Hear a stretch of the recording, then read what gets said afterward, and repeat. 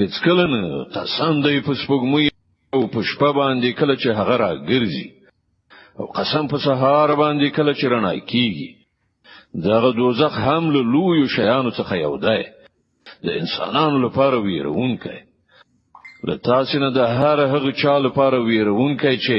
د اعتدال له حالت څخه وړاندې تګ غواړي یا بیرته پاتې کېدل غواړي